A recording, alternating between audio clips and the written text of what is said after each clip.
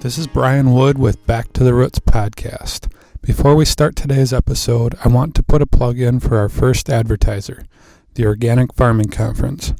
This event is held each year to encourage working the land for future generations and supporting a community that is prosperous and enduring. This year, the Organic Farming Conference will be held November 8th and 9th at the Mount Hope Event Center in Mount Hope, Ohio. Speakers will include past guests of the podcast such as Gary Zimmer, Brent and Regina Beidler, Sam Dobson, and Joe Schleybaugh, as well as many others. Please go to www.organicfarmingconf.com. That's www.organicfarmingconf.com to learn more or sign up to attend. And thanks to the Organic Farming Conference for sponsoring our show. Now to today's episode. We have Bill and Thomas Heckman, who are two generations of dairy farmers in western Ohio. And they talk about transferring generations and what they've learned along the way, and really give us a lot of good information. There is a little bit of audio difficulties, I guess, that I'm still trying to figure out what the problem is. But hopefully that doesn't affect the podcast, and there's a lot to learn. So thanks for listening. You're listening to Back to the Roots podcast with myself, Mike Klein, and along with Brian Wood today, we're sitting down with Bill and Thomas Heckman, two generations of dairy farmers in Yorkshire, Ohio, which is western Ohio. And I just want to thank you guys for joining us today, and we'd really like to get to know the history of your farm here and what brought you into the organic dairy world. So, Bill, would you kind of introduce yourself, and then Thomas, you as well, and kind of give us the history of your farm? Bill Heckman. Anything else? Or No. How long were you a dairy farmer before Thomas took over? I took over the farm in 1981. Okay. I started right out of high school farming with my dad, and I took it over in 81 when Dad was old enough to retire. Okay. So I bought it off of him, and it was a rough go in the 80s. 80s was a tough road to go. Mm-hmm. I think anybody will tell you that farmed in the 80s will tell you the same thing. Yeah. 21% interest? Yeah. Yep. So, yeah. And Thomas, when did you take over? Is it kind of a slow transition, or how? It's a slow transition. I'd say we're getting towards the end. We really swapped management in the last 3 years of running everything. Dad's still here all the time. I mean, I count on him, but I've been home. I worked off the farm. I went to school for 2 years in Toledo. I was an ag tech at a John Deere dealer, and I worked there for 5 years, and I think I've been home for 8 years now. I'll start 9 years next spring. So I enjoy it. It's a lot better than wrenching for a living, so it's been a good. But you learn how to fix your own equipment, right? Yep. Sometimes it's a pain because then you have to do it. Yeah. Bill, can you give us a little bit of history? I know there's a long history of Heckmans in this region. Can you give us a little bit of history on this farm and how many generations have been here? Yeah, I'm the fourth generation here, and Thomas will be the fifth. My great-grandpa bought the farm, was on the farm across the road, and when this came up for sale, he bought this in 1913. And then my grandpa got married in 1918, and he moved here. And so then my grandpa, he was here with my dad. They lived together here for when I was born and everything. I mean, we had Grandpa, Grandma, and Mom and Dad, and 11 siblings in this house here. Whoa! So it was, that house isn't that big either. No, we all slept in. I slept in the crib bed until you went to first grade. So that's how I know the younger ones, we remember that. Mm-hmm. So, yeah, and then so Grandpa and Grandma were here, and then when Dad was born and that, he lived here his whole life too. But he went off to World War II, and I think he did a lot of reading and things in World War II. Dad was, I guess you could say, he thought out of the box, and which is what you have to do to be organic.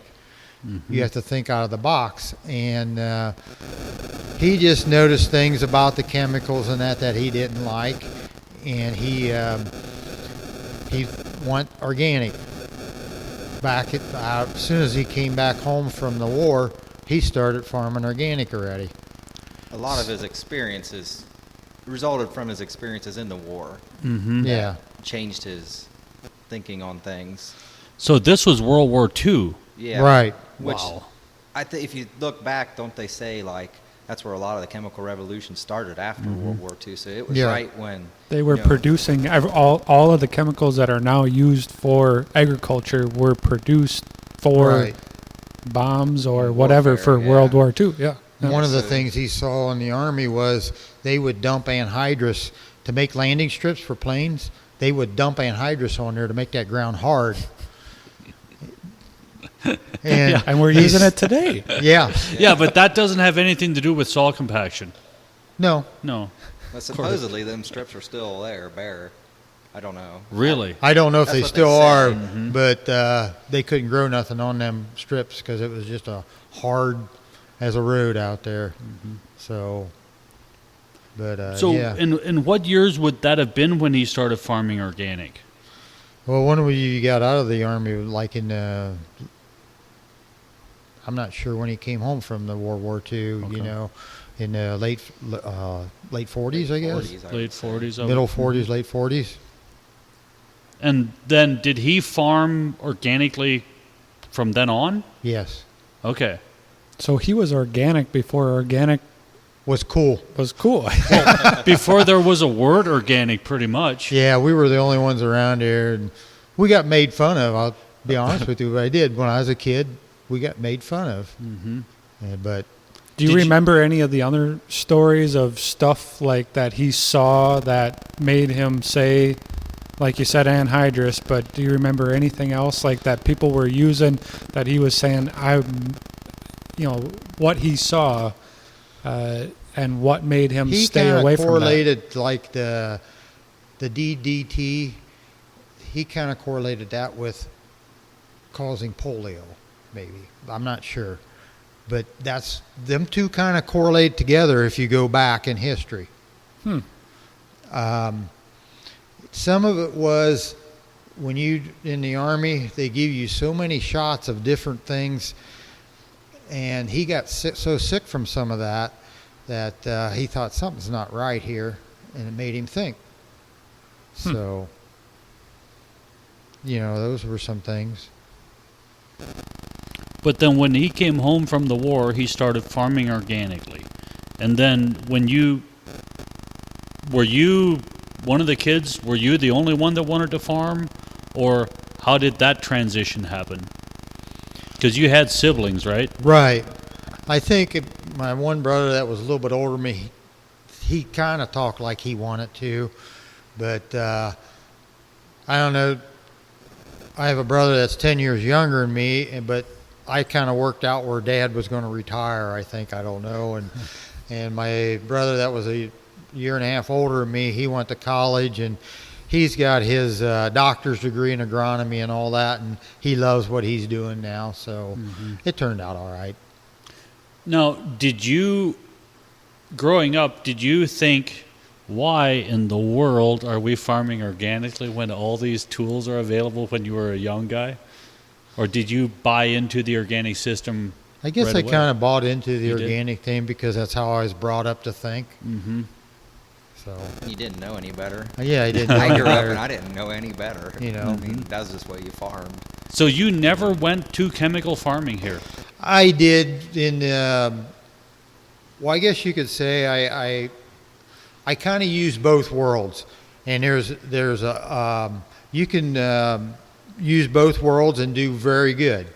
It's kind of like medical. I mean, you can treat yourself with some drugs to get yourself going, and then maybe go and use some of your natural herbs and stuff to help you keep it going.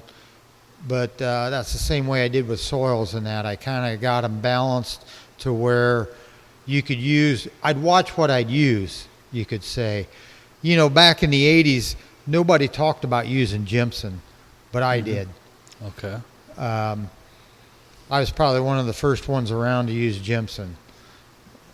That was one of the major things that you really did on this farm that Grandpa kind of only really started was a lot with the soil health. Grandpa, you know, watched what he applied, he or what he didn't apply, but like you always said, Dad, that you really got the ground to grow crops. I think well, when Dad came out of the Army, their grounds weren't as depleted. Plus, we had the atmospheric fallout for sulfur. Mm-hmm. You know, now we have all this sulfur. We don't have the sulfur emissions anymore. Mm-hmm. So our soils are lacking in sulfur now. They had that back there. They had the acid rains and stuff. You don't have that as much anymore. So I think things balanced out better for him. And then I don't think they were burning the soils out as much. They were leaving it in hay longer and rotating the crops longer than what we were. Mm-hmm. You know, leaving it in hay and stuff. That because it wasn't just corn and beans. No, you had oats, wheat, hay, corn. I mean, you had bigger rotation. Mm-hmm. You know, and then you had smaller fields. You only had like a 10-acre field was big back then. Mm-hmm. When I took over, a 10-acre field was pretty normal on here yet. Mm-hmm. You know, but and now you almost can't turn your equipment around in it, huh? No. But one thing Dad had, he was always into selling organic fertilizer. The big thing he sold was rock phosphate. Okay. He was always a dealer in rock phosphate. He did that for as long as I can remember. Probably even before I was born, he did it. He got it in 80-pound bags off of railroad cars. And he used a lot of rock phosphate. So, and I think the rock phosphate, it activated better back then because of your emissions from your acid rains and that. Mm-hmm. So that was a big thing. He used a lot of that. And I took over. I noticed we had the soils tested, and it was Brookside Labs, a guy Dad knew, and he took soil samples, and the magnesium was so high in the ground that it was just making the soils tight, and the water wouldn't filtrate and everything. And he said, but my calcium was high, and he told me to use ammonium sulfate, which is a chemical fertilizer. Mm-hmm. They don't allow it, but I used that for a while, and I had great corn. I mean, that ammonium sulfate, the sulfur was there to help bring the magnesium down, to loosen that soil up, and it worked great. But then all of a sudden I noticed, I think you got to balance, you got to keep your calcium up there though too. That ammonium sulfate, I think it released too much calcium to where I was getting low in the calcium. And then I started with the Jimson, you know, got my calcium back up and started with the Jimson, and I got my sulfur in that way. And I started that in the 80s. We were getting it out of a drywall place at first, a local, you know, but I know you can't use that in organic farming now. But then we went with the pelletized Jimson. Okay. I used that. That got to be into the 90s by then. And I would get a semi-load a year. For 3 or 4 years in a row, I put that on. And it really made the water filtration in that really, I didn't have as much ponding. Because I can still remember, this has been in the 90s, or maybe it was in 2000s. Neighbor over here, he called. He wanted to know if he could park some cars over here because his daughter was graduating. I had corn about this tall. It was in the middle of May, or into May, and we just had like 5 inches of rain. And his farm, there was water everywhere, and all his water comes my way. and I didn't have that much water on my ground. And he'd ask, "What the heck you doing over there? You don't have any water on your ground, but I'm all the water sitting on my ground." If I'd have told him what I was doing, he'd have laughed at me. Mm-hmm. So I didn't tell him. I just said, "Oh, I don't know." Oh, my soil just takes more water. Huh? I guess this is one of the neighbors that made fun of us for years on being organic, so Mm-hmm. I just left it go. And the funny thing is now most of those farmers are using some kind of gypsum now. Mm-hmm. You know, it just... Now, when you talk about sulfur, do you use any chicken layer manure? Yes, Because we do that's now. got quite a bit of sulfur in We've it. been the last about 3 years. We just started that. Okay. So that's another 'Cause thing we're moving into. I think each generation moves into something different, 'cause something different. Well, I think, when do we transition? We got on the truck in 2009. Started in 2005. 05, I think. Dad played the ball game of both worlds a little bit and really had things rolling nice. So I think our soil was good. And we come in and we started transition. We were using some dry fertilizers and stuff, and we had pretty good crops. I mean, and we didn't really lack, but we kind of started going down on our crop yields and stuff. And I think we weren't keeping our crops or our ground up. And, we gained some new ground. We bought some farms and we rented another farm, and it came from conventional no-till corn and beans. And it wasn't very good shape. Mm-hmm. I mean, I think to grow a crop, they just applied everything they needed to grow that corn crop. They the had soil is yields. just somewhere to put the seed, and you apply everything it needs. Well, that farm also wasn't even a 2% on organic matter. 1.9. I don't know what it is now. We're going to test this fall again. It's been 3 years since we tested the soils, and we want to test them again this fall and see where we're at. Because some of this other ground, we're up in the 4s and that on organic matter, and it's really been coming up. It's that newer ground, the newer ground we bought that, hasn't been really taken care of to our standards of organic wise. The local co-op will tell you, "Oh yeah, you put enough crap on, or put this and this on, you'll get a corn, side dress it." But we got an excess. There's plenty of chicken manure around here. You can get layer, and we kind of stayed away from turkey because I don't know. I got a theory. They bed with sawdust or rice hulls. Rice hulls, they say, brings up a lot of weed seed from the south, so I kind of staying away from that. And then sawdust, we're putting it on before a corn crop in the spring, and I feel like sawdust, you got to break that sawdust down. That's going to tie your nitrogen up because your bacteria is going to be sitting there eating on that. On the sawdust. On the sawdust. Oh, no kidding. Unless you had it composted or something, I don't know. That's just a theory I have. I don't know. So is that the turkey manure with sawdust? That's turkey manure. Because the layer has no carbon in it. But we've been recommended to try to get pullet manure because the way they're fed different. Layer might get our calcium levels out of whack if we apply it year after year after year. So if we can get put pullet on. But we've been loading up, and then we got hog manure too, and we can get that for free. We just pay trucking to move it. So there's some hog barns. I got a friend that's got one, and that'll really grow a crop too. Yeah. We put it on that one farm you was talking about that been no-tilled forever, and he pumped a bunch of hog manure in there, and we put triticale in there last fall, and this spring we had one heck of a crop. Yeah. And we had a clover cover crop, red clover, and it plowed. That farm worked up the best it had, and we've had it. This is the 5th year, I think. Okay. And so you've seen a difference in the tilth of the soil. Yeah. Right. But it only had corn and beans. Man, you get a nice cover like a clover or something in there. We had oats in there too, and it really does something. Loosens that ground up. Clover really gets them roots in there, and it makes a nice ground. Yeah, it does. Then you're putting a lot of sugar, I think. That's what I always say. But yeah, it takes, some of that.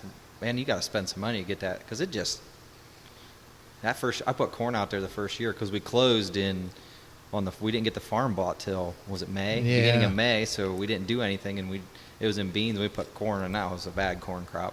It was a disaster. I was like, well, we got to do something here. This ain't going to work. We had so much trouble. Well, we got a beating rain on and tried to rotate hoe to get the corn up, but that ground just crusted and got so hard, and that's where if you come from clover and go into corn, that clover keeps that ground looser, and that corn just seems to come up nicer. But this was beans and ground. It just, I don't know, bean ground kind of does that anyhow. Yeah. Bean ground is like coffee grounds that you get one hard rain and you get that crust on it so quick. Yeah, I know. I don't know. And that's what all the corn's planted into. I mean, I know. But they're not trying to draw any nutrients from the soil. The way it's raised. It depends on the farmer. I mean, yeah, it does.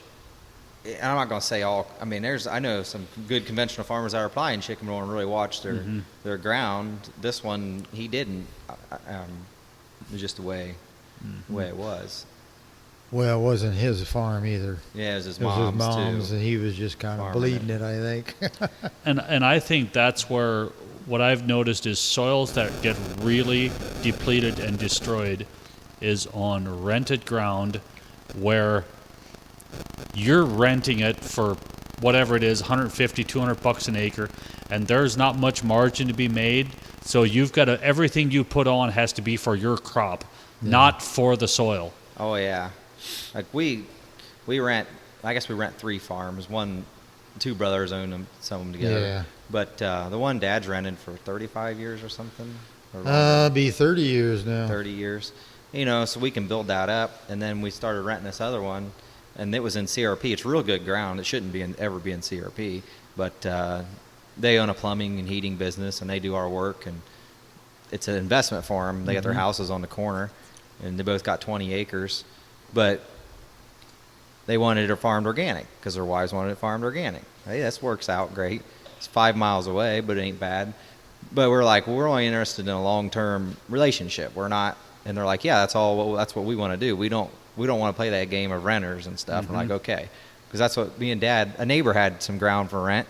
It was a 3-year contract, and it's like, well, that ain't worth us messing around with. It was organic, but then in 3 years, you put a bunch of cover crops and a bunch of money in it, and then somebody else comes in and offers $25 more an acre, and then all you put into that soil, I guess you shouldn't look at it like it's wasted and it's gone, because it's not. You're actually helping soil. So, but it's still hard to. We almost got burnt on a one farm that we rented from a guy. It come out of CRP, and we worked hard that first summer getting it. It had so many stones, and just working the weeds down, chopping it down, and brushing trees in it, and just cleaning this farm up. And we get a crop in there, and we had a pretty decent corn crop in there that first year we farmed it.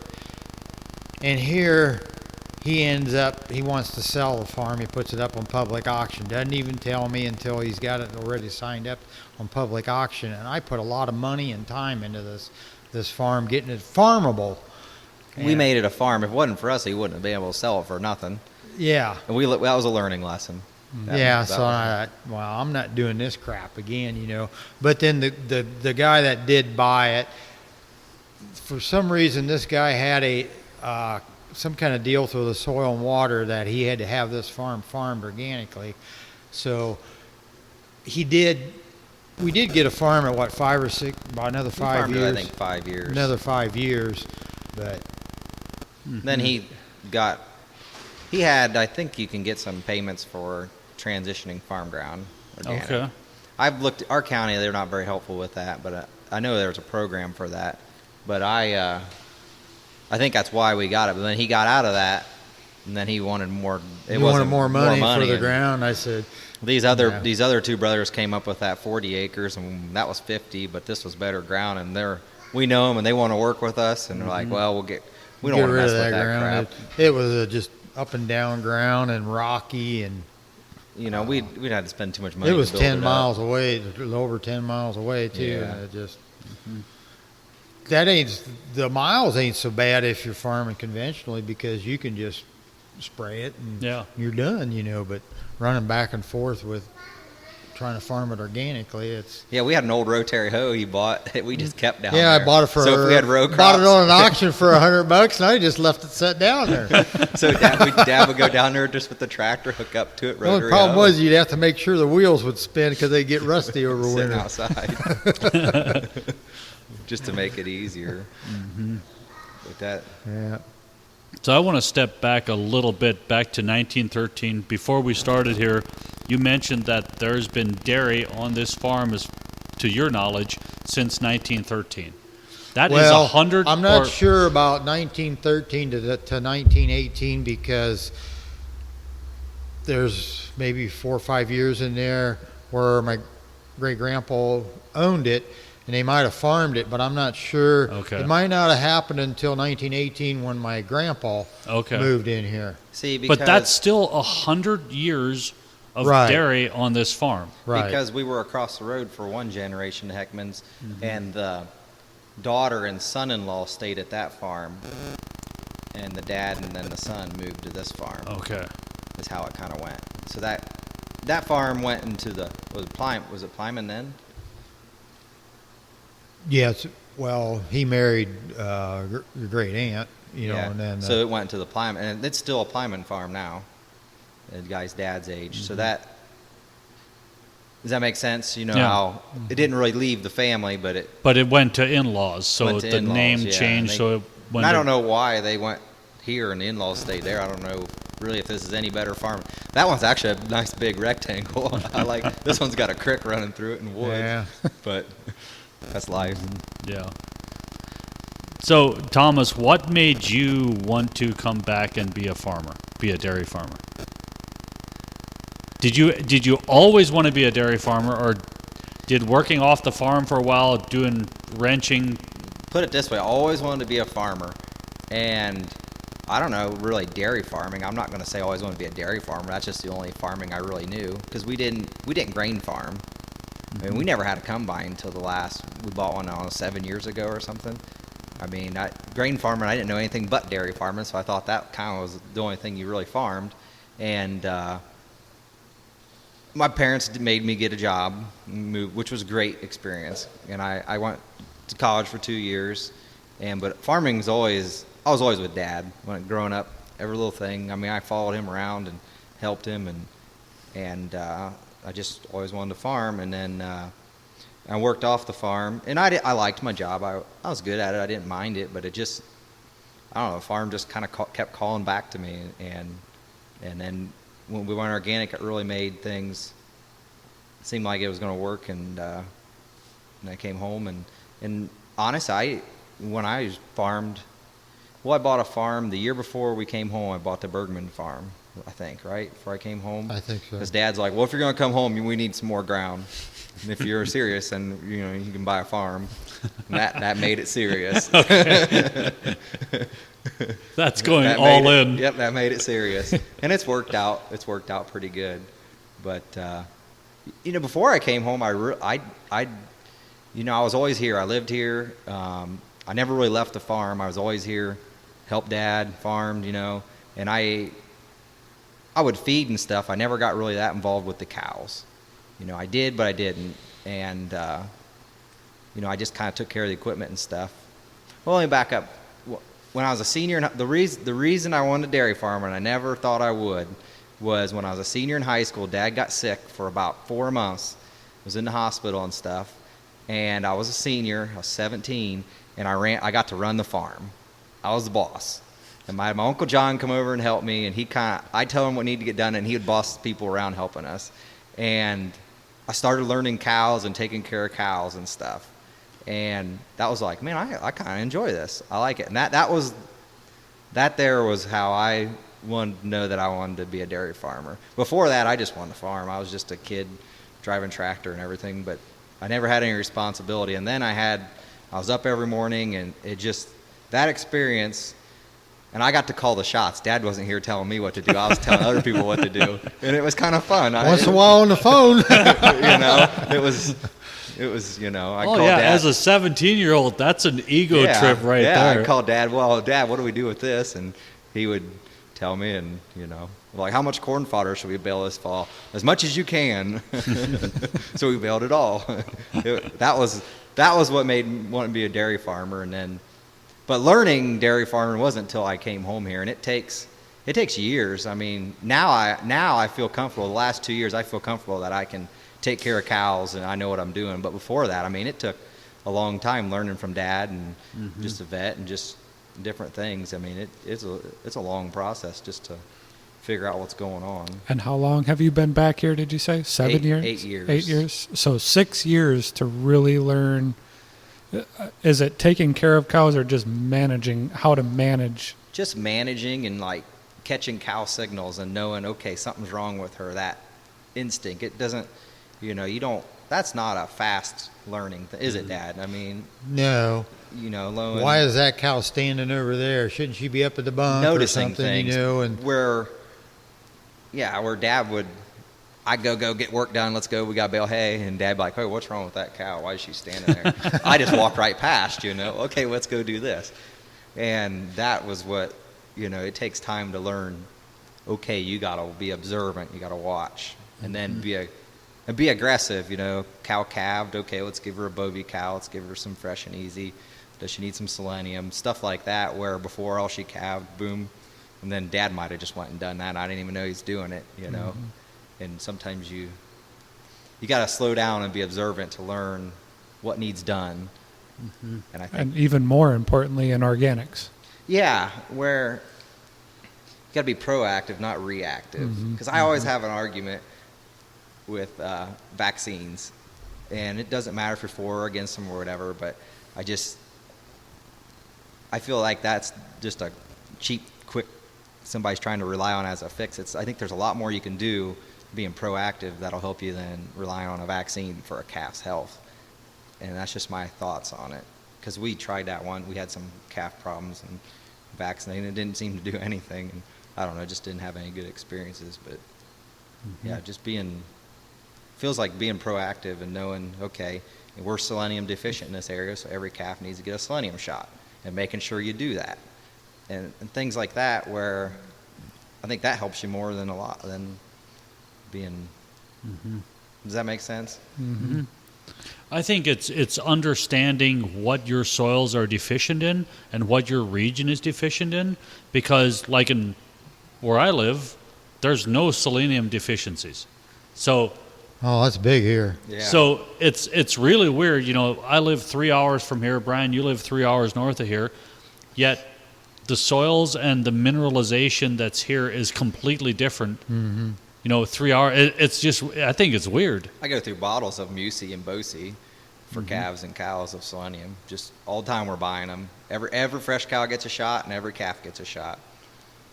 But that's why it's an organic system, not just a organic prescription. Yeah, it's kind of, You have to know your soils, because that's where it all starts. And then if you have problems with cows, usually it goes back to the feed you're giving them. And a lot of times that's just kind of overlooked. And like you said, just observation is the key. And, especially with, Mike and I, we just work with farmers. We're not farming on a day-to-day basis. So that's one thing I just find amazing is like you guys working with farmers or with cows on a daily basis. You can say, she doesn't look right. Me, I look at them and I say, looks fine to me. She looks like a cow. Yeah, and then like my wife, she's been home for 3 years now, 2 years, and she milks every morning now, and she's starting to catch, hey, this cow isn't giving as much milk.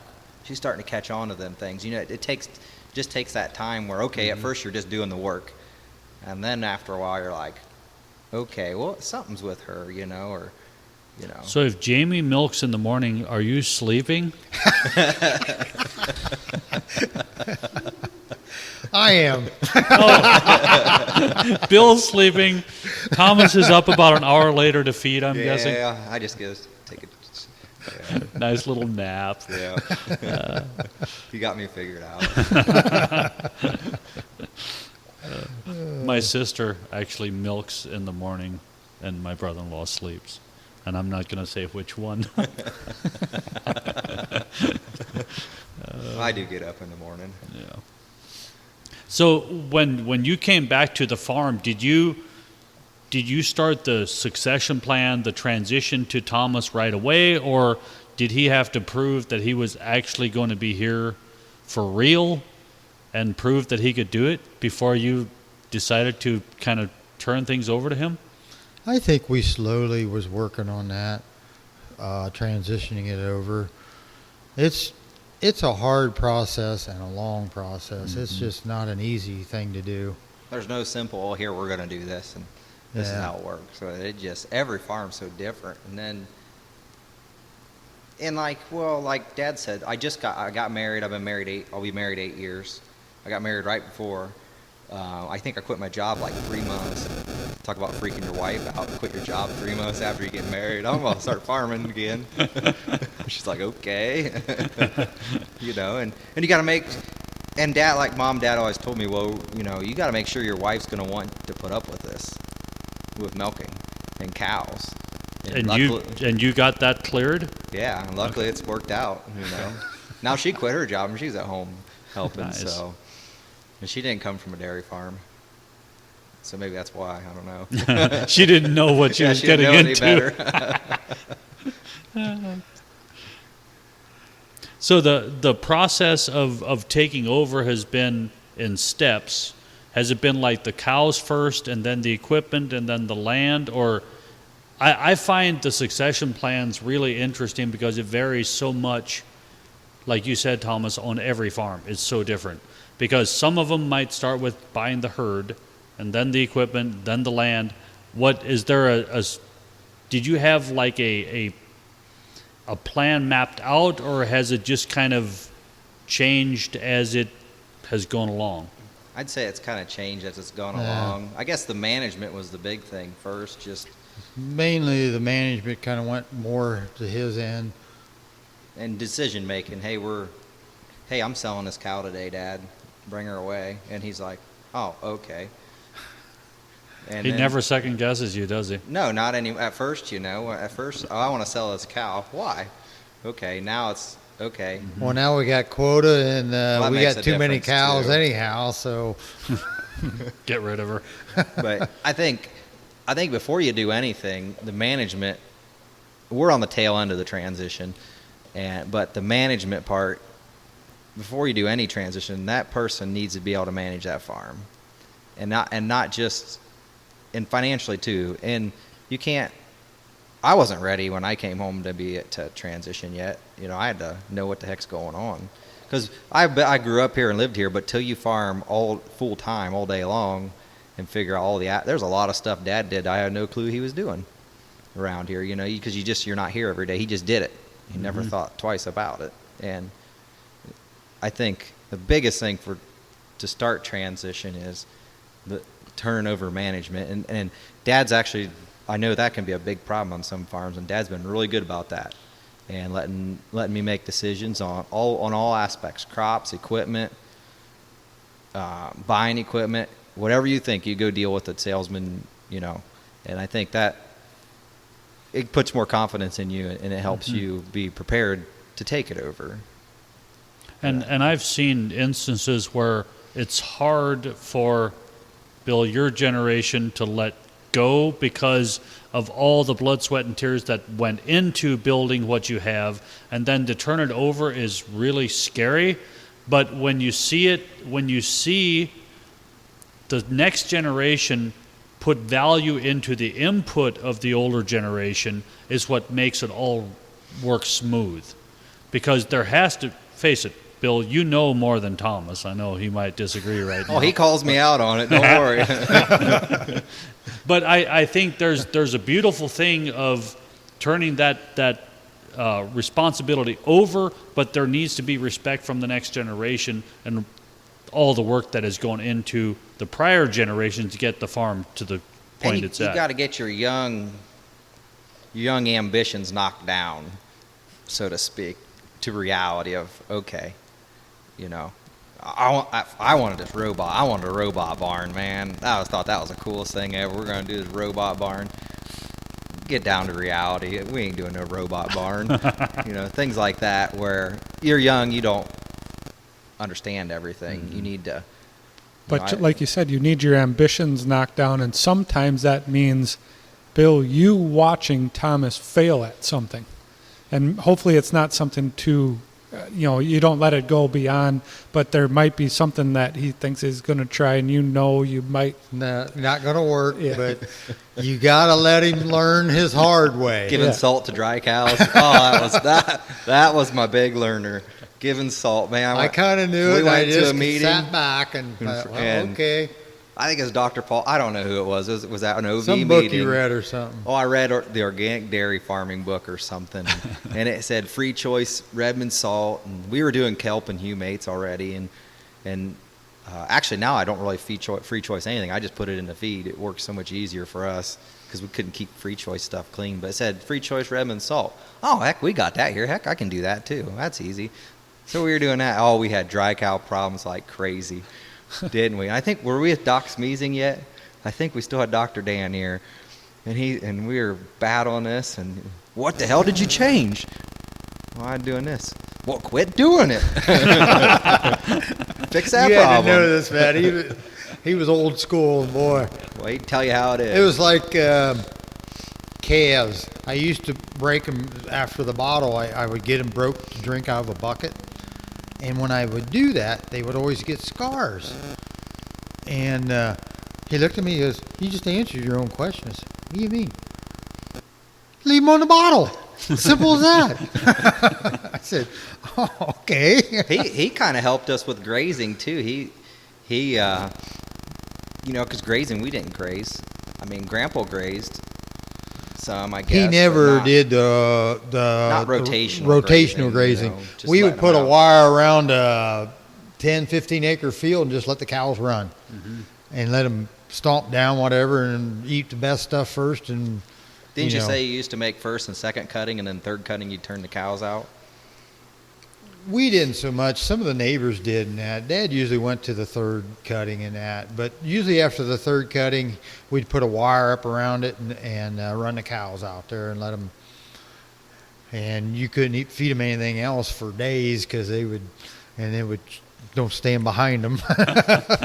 He was neat. He was a conventional vet, but he worked with us well, and he was in his 70s when he quit, didn't he? He was almost 70 before he was just doing herd a large health, animal vet. He quit when he was almost 70 when he quit. But he would tell us tips on grazing because he has friends in New Zealand, and he's in a Red Bull Association in New Zealand, and he would travel over there and Australia, and he would go over there, and he's like, well, in New Zealand they're doing this. And don't put that many water things out there because then when they're coming back, it's a pain in the ass running the cows back because they're all stopping to drink. Have a water spigot where your cows are and at the barn. That way they move and they don't stop going out and coming in, and just small stuff like that. And which he told us to drag pastures, but I don't know. We tried that a little bit, but we don't get enough rain sometimes. Then you drag the manure around, spread the manure around more. Make like a drag, some kind of a drag, just pull behind a gator or something. Mm-hmm. But I don't know. That takes a lot of time. And like you said, Thomas, if you don't get rain, that stuff will just dry out, and then there's going to be resistance the next time you run through there. Yeah, like this year we had plenty of rain, it would have worked. But most years, where that cow manure is, they don't eat the next time. That's just the way it is. That's where I think those coming through and clipping that after you're done grazing it, because they don't eat that where that pile is. That way you clip it off and then it regrows, and then the next time they eat it a little better at them spots. We've been a lot more aggressive clipping this year because we've been a lot wetter, so there's more. It seems to really help with grazing the next time around. So you've had a lot of grass with your moisture this year. You've had a lot of pasture. Yeah, we've been bailing. We can't even get it all grazed because we have to bale some of it just to get it off, because then it gets too ripe and then the cows aren't going to eat it then. Or then they don't milk either. Yeah, we can't. It turns to mud. We got real heavy soils where I know some places are sandier. You can get them cows out there. If ours go out, we got too much rain. It just turns the field into slimy mud, and then you ruin that pasture for the year. And sometimes it comes back some. So we're probably a little more particular than some of the guys around here, but trying to keep them pastures up. So like tonight, we got that rain, We got a rain yesterday. We probably had about an inch or more now. And we're so saturated already. Well, there's probably water sitting on the pasture in spots. So, you're not turning the cows out no, today? we're not turning the cows out. We didn't yesterday either. Well, we did. They were out all day till it rained last night. Till it rained last. You're right. And with this rain weather we've had, normally, in August, normally a normal year. I shouldn't say normal year because there's never a normal year. What's normal anymore? You get an inch of rain, you could let them out yet, but because the ground soaks it up. But we're so saturated with rain now where it don't take much, and it's stopping us. So we got to come up. You got any ideas for a good lane system? A bulldozer. A dirt mound. A bunch of 411s. But I Actually, did that already. see, The trouble with the 411s or any gravel, you get so much to that where they get it in their soft spot in their hoof or something, then you got to dig a stone out of their hoof and that. I'm not so crazy about gravel that way. My brother actually, I convinced him to try concrete washings, where it's basically just the powder from cement leftover chunks that's ground up. Okay. And it'll pack like concrete pretty much. That's And it's all fines. So if you get it in there and you pack it down with a little bit of moisture in it, it's great. But if you put it in and then it rains 2 inches, It washes away. it's gone. And the stuff is dirt cheap. I think stuff locally is like $6 a ton. That's kind of the way ground up concrete is too. Mm-hmm. We have a local supplier of that, and that kind of does the same thing. At first, it don't pack real tight, but after it rains on it a couple times in that, it'll have bigger stones than that in it, but it gets hard because We don't want to run cows across that though. no, because then you're gonna have It's got sharp. Yeah, That's something. Cow lanes after this year is something we need to look into. I want to. Hog slats.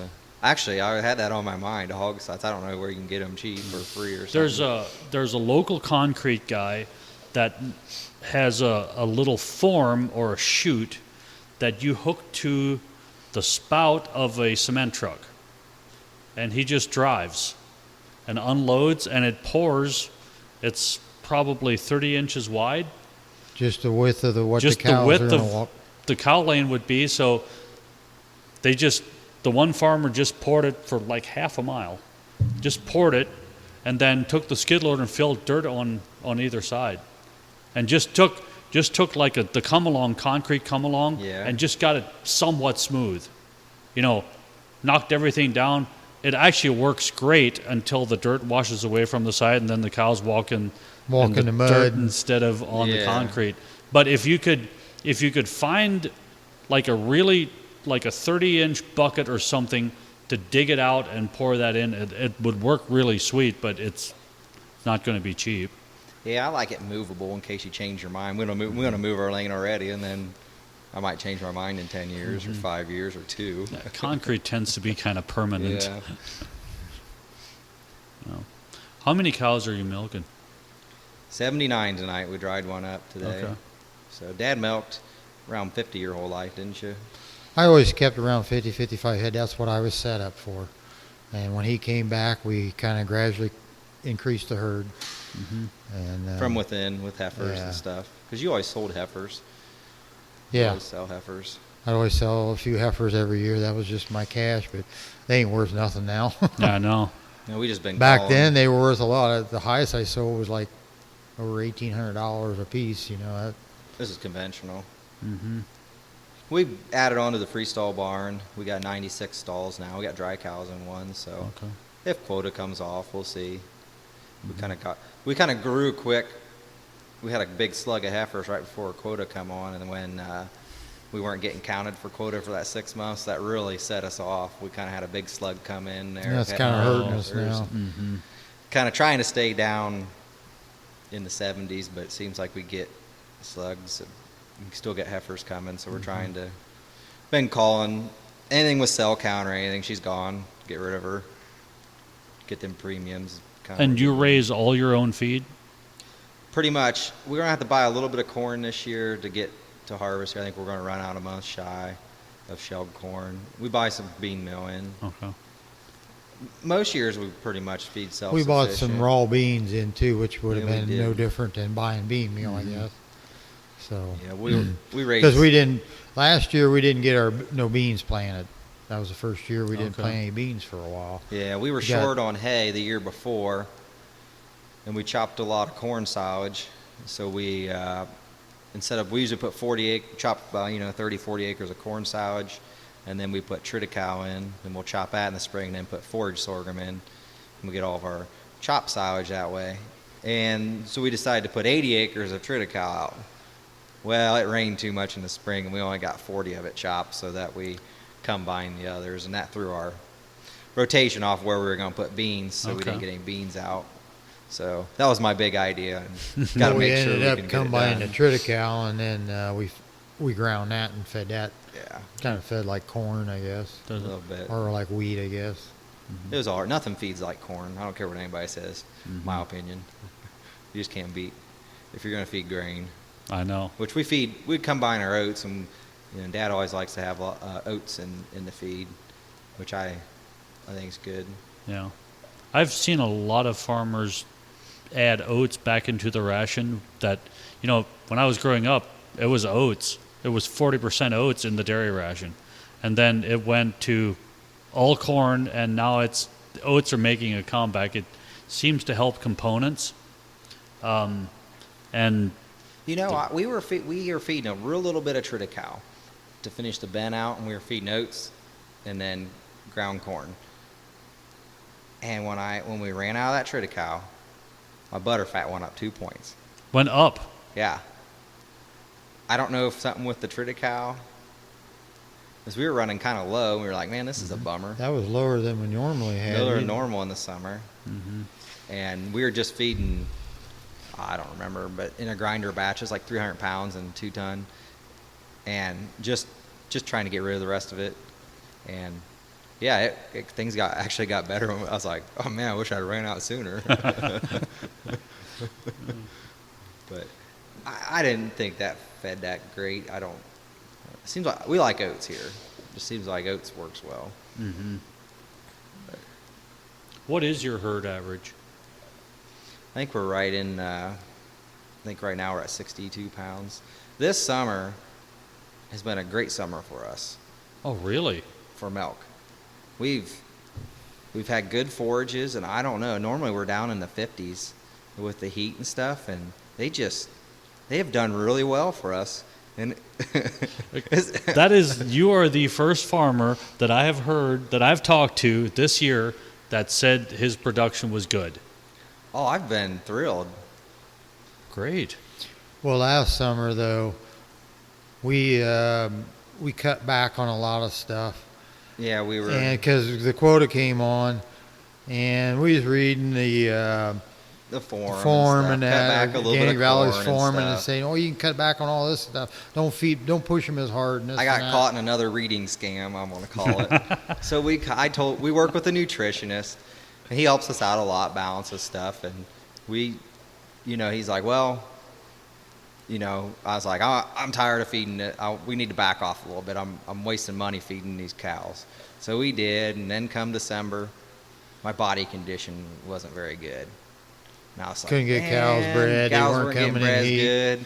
And I was complaining, and AJ's our vet, and I was telling AJ, and AJ, he called our nutritionist for us, and then Abe comes out, says, about 6 months ago, what you asked me to do, and I told you not to do? Yeah. You see what happens? And, we're a Holstein herd, and we grew up it's a whole AI bred herd for 30 some years since Dad, and it's a production herd. And I tried to go the easy route, and it didn't work. They just need fed. Well, since 80 or 81. My herd, I've had it genetically mated the whole time, because I didn't know who to breed it to, and I went with ABS, and they genetically mated. A guy would come out and judge your cows, and then they run it through the computer and tell you who to breed it to. And I think you got such high producing cows now that you can't do that. You can't just back them off of it hurt. We had feed. We had 3 cows, our 3 top producers, and in the winter we can push some pretty good production. They were fresh cows. They were pushing over 100 pounds. One was doing 130, one was in the 120s, and one was in the 110s. I mean, they were fresh milk cows, like 4th lactation, and they crashed on us. We had to pull them out of free stalls. They just lost. They couldn't take it because we weren't feeding them good. They wanted to milk more than what we were feeding them. And you don't normally hear that. And it was, especially in organic. Mm-hmm. It just didn't work. I know Dan Fullenkamp down here, he's kind of got the same type of herd, and he had that problem too. And it's like, he had the same nutritionist. The nutritionist said too, hey, you got to feed these girls. They need X amount of inputs. It don't matter what kind of milk you want. You need X amount of inputs to keep them girls going if you want to breed them and everything. And I think that's one of our problems in the summer with grazing. But this year we've had good pasture, and it's not going to be a quick fix either. With our genetics, because some guys that have maybe been grazing for 30 years, well, their cows are made for that, where ours aren't, and it's going to take a long time. Did you change the breeding to get a little bit more of a grazing cow, or are you sticking with the breeding? I haven't yet. I'm not sure where to go. They want these butter fat, and we got a couple crossbreeds, and it's up to Dad. Don't care no more, I guess. But I don't know what to do. They say I got a couple. Crossbreeding makes me nervous. I do. We got a couple Jersey crossbreeds, and Jersey guys are going, hey, I don't like them. And then they're too small. We're set up for big Holsteins, and they're too small. They screw the parlor up. And then you're reaching. They just don't fit everything, and it's not consistent. And I think from our experiences, the first crossbreed with a Jersey is a great cow. She milks good. And they're purdy too. Purdy. After that, they go downhill. After that, they go downhill. They get big. They got a Holstein udder on a Jersey cow. Well, you've got that hybrid vigor. That first cross is great, but then what do you have? Yeah, and then they say you got to switch it up with some Swedish Red or Norwegian or something.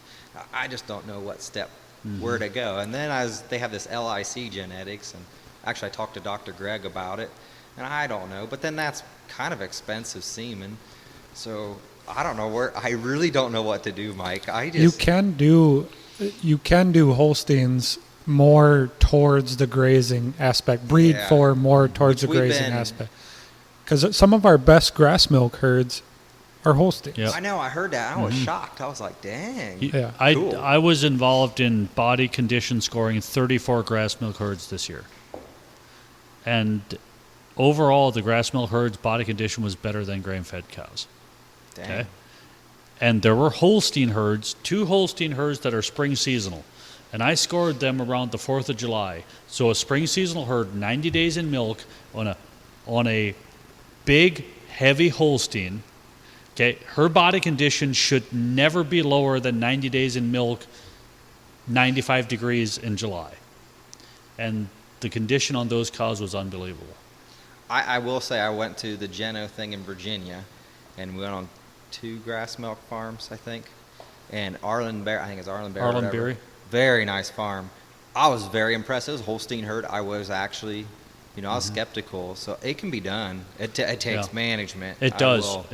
I will say. That's why it's pasture. Like, especially with the grass milk herds, they change up their breed of cows because they can't manage for better body condition. Yeah, and it's the same thing for you trying to, breed a little bit more towards grazing. I wouldn't go away from what you know with Holsteins, because you can get the genetics in Holsteins to make it work with your management. That's where I think, because Arlen, he told me, what did he tell me? He did 2 pounds of grain a year. I mean, it took him years to get to know grain. Mm-hmm. Well, Amos Nolt, who is in Shiloh, Ohio, he has red and white Holsteins, and he has got a 14,700-pound herd average on all grass. And I've never seen a herd of cows. If she is not milking 40 pounds at dry off, she's gone. Like, zero tolerance. But his Holstein is short and stout like a barrel. And he's been breeding that way for 20 plus years because he found what he wanted to do with grass, and he bred that way. So for somebody to say, well, I want a cow like him, well, I'm sorry, you can get the same bulls that he has. It's going to take you years to get there. But what I've seen with across all breeds, crossbreeds, Jerseys, Brown Swiss, it doesn't matter on grass milk, or the breed does not matter. What matters is grazing management and getting that cow the energy that it needs. If your pastures don't have the energy in grass milk, you have to either be feeding some kind of high energy hay, or you've got to be feeding molasses or sugar or something to get that cow the energy. And when guys do that, the herds look it. Yeah, I think, we do have some smaller, we got some smaller heifers coming in. We're downsizing the Holsteins, from these high TPIs and stuff, these big cows. I mean, that's kind of the wayside. That's show cattle now. And we got some smaller heifers coming in, so we have worked that way. There's just I just ain't sure which way to head. I've been checking into it, and we actually got a guy that comes and breeds for us now, walks and chalks, and I've been talking to him, and then the ABS guy just ain't sure. You read. You listen to three sales guys, you're going to get three different opinions. And I'm not right? jumping on anything now. I learned that lesson. You don't jump on nothing. So that is something I don't know what to do. I know they say you can get some Friesians and stuff that will raise your components. Mm-hmm. Mm-hmm. So how long have you been grazing?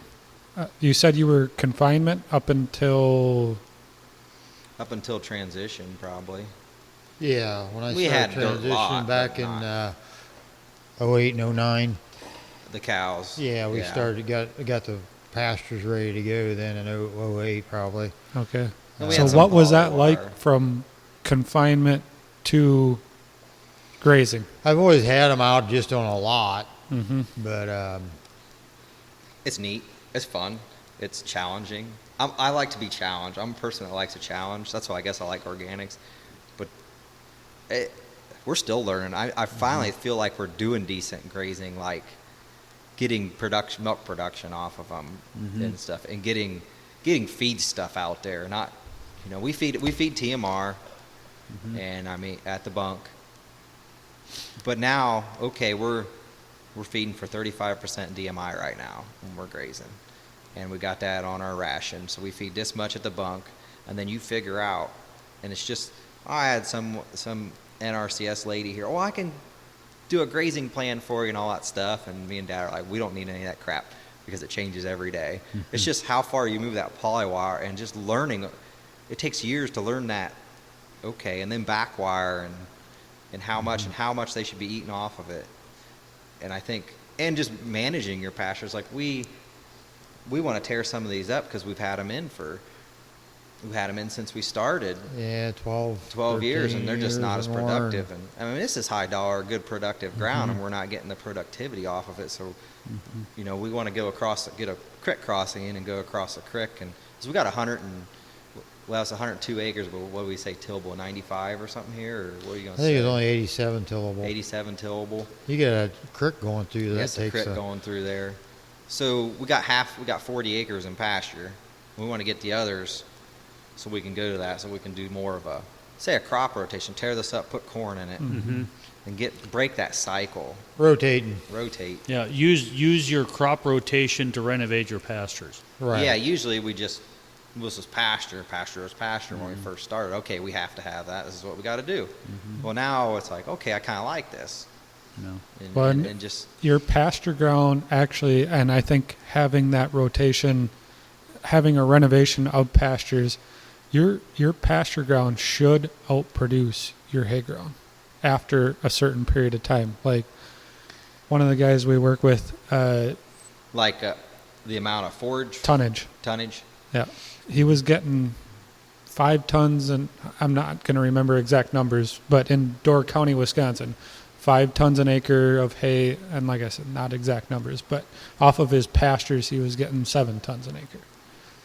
And you're moving them quicker and you're regrowing them. Well, you're grazing exactly. them quicker and regrowing them faster. You should be able to build up organic matter and soil biology faster. But I do think, and it's been really interesting that Mike and I had talking with all these different people doing grass milk and grazing for many, many years and doing different styles. And you said you've had pastures for 12, 13 years. Yeah. You talk to 10 different people, you get 10 different answers. But a lot of people will say the faster you rotate your pastures, the better your tonnage is going to be. Usually at that 6 or 7 year mark is where they'll drop out. And then, Joe Schleba was the one guy that said actually at 6 to 7 years they'll bottom out and then they'll come back up. As far as production. We did 10 acres on this side, and we rotated it out, and we grazed in between. We did some forage sorghum and whatnot, and so we sowed that last year, and we sowed a little bit of red clover in it, and it come up with the mix. And I moved the cows over there. They'll go up 2 pounds of milk compared to stuff that's real nice grazing on this other side. Because I think that's just the quality of the plant, no matter what time of year. Even when over here, the older pastures are higher quality. I mean, I actually noticed a 2 pound increase from switching to that from the old pastures to this new pasture. That's a new seeding, Wow. And I think it was a prime time to graze it. Don't get me wrong; it was tall. It was beautiful, but they ate it better. And sometimes you get a little bit of ripe. There's a few buds on it. They don't eat it very well. They just did well on it, and that kind of really sold me. Where I was like, man. Now, the time before, though, we didn't get it grazed, and we made hay off of it. So we grazed it twice, and then it grew up again, and then we ended up making hay off it because it was getting too ripe. And that may have helped, too, when the regrowth come back. That it had a break. It was uniform. It had a break between the grazing there. I think that might have helped, too. Yeah. But what I find exciting here is your breed of cow, your style of cow did not change, and you're getting more milk off of pasture. The only thing that explains that is management in your pasture. So you can try to breed the perfect cow, but if you don't have grazing management, it doesn't matter. People want to breed the cow that'll make milk on Moliflora roses and orchard grass and head. Well, that's not going to happen. It boils down to management. I'm not saying genetics aren't a huge part of it, because I believe they are, but you can take any animal with the right management and you can make milk off of grass. And you got to manage what you're feeding at the bunk too, and how you do that. And then also, I compare it to seed corn. You can buy an expensive seed corn, you can buy a cheap seed corn from Rural King. Okay. And if you manage a Rural King better than you do the expensive stuff, you're going to get a better crop. So it's all about how you manage that. Yeah. Rural King has seed corn. And I got to try that. I've been told. I don't know. I knew a guy that he crop shared on a farm, and the farmer was real cheap, and he had to use Rural King seed corn on the farm. It's kind of funny. But going back to starting grazing, I had a guy up in Michigan, that same type of situation, where when he went from confinement to grazing, once he started transition, you can bring in the smartest people. You can take all the time you want to try and figure out how to graze. The cows need to as well. It's going to take them. They've been raised. You said you had a paddock that they went out to, but really most of their feed was coming at the bunk. Yeah. And so they've been raised in a way that feed's been put in front of them. And so when you send them out to make their own, they're going to look at you like, what's wrong with you?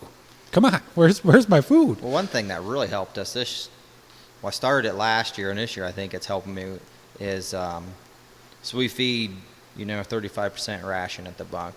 And in the spring we'll be 45%, wherever we're at. And so I feed that, and they have to clean that bunk up before they go out to the field. Because otherwise, if you open the gate up right away, the girls would go here. At least the girls would go out, eat a little bit, come back, eat at the bunk, go back out, or they go back out and eat kind of halfway, come back, lick the bunk up, and lay down. And they weren't getting the intake. Well, then you didn't get no milk, or you didn't get your milk They were production. spending too much time walking back and forth, too. Mm-hmm. And then I want them to lay out in the field and not up here in the free stalls, so I don't have to scrape, you know. It's a win-win. And they're just cleaner. I mean, they're cleaner. And that, for us, it's more of a pain because one of us has got to go back out, me or my wife. I usually convince her to do it. Go back and open the gate, you know, let them out. Or sometimes we got to set alarms, don't forget, you know. But usually it's an hour. After milking nap. Yeah, hour after milking, 7:30, go out there, open the gate, let them out, and then they go out and they stay out there. Mm-hmm. And then I think they forage better, or they eat, you know. And you know, before we just, okay, whatever they want to do, they do. Now we're trying to manage. It just takes time to learn the grazing, you know, and time to, okay, we're going to make sure that they eat that. And so I feel like we're finally getting somewhere with grazing. Like, I mean, we moved wire and everything the whole time. And rotationally grazed, but now I feel like we're getting smarter, knowing what we're doing and how to do it and whatnot. Don't you feel so, Dad? Yeah. And I'm guessing your cows are getting used to the system as well. So it's the management got better, but the cows are understanding now. They're understanding the system as well. Yeah. And it's just going to keep getting better.